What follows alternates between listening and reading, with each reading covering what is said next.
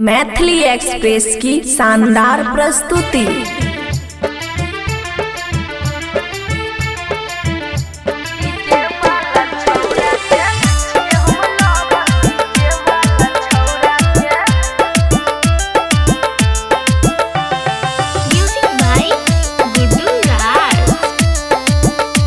खुशी recording studio बलुआहा।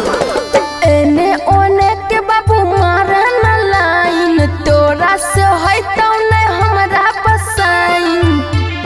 हट कर झटका लागतो। एने ओने के बाबू मारे न लाइन, तोरा से हटौ न हमरा पसाइन। ऐसे न चेक करे हमर तू खबर, डीजे वाला छौरा के छिए हम लवर, डीजे वाला छौरा के छिए हम लवर, डीजे वाला छौरा के।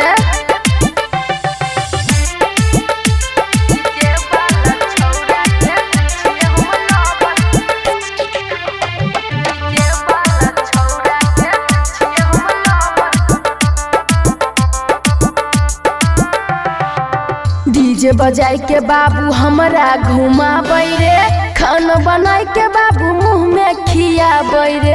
हे रे तोरे कहै छी। डीजे बजाई के बाबू हमरा घुमाबै रे, खाना बनाई के बाबू मुँह में खियाबै रे।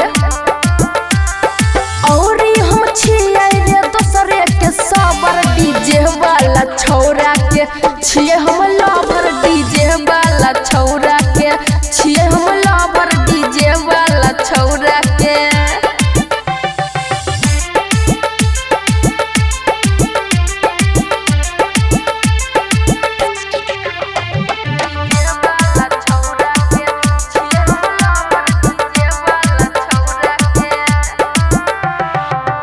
राइटर सत्यम साजन बिहारी रे, छोड़ दही कोइल बाबू हमरा पिछाड़ी रे।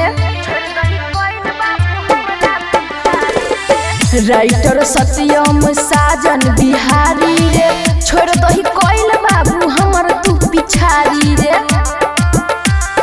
एक एक बात के उ करै छै खबर, डीजे वाला छौरा के छिए हम लवर, डीजे वाला छौरा के छिए हम लवर, डीजे वाला छौरा के। सुने खुशी रिकॉर्डिंग स्टूडियो बलुआहा।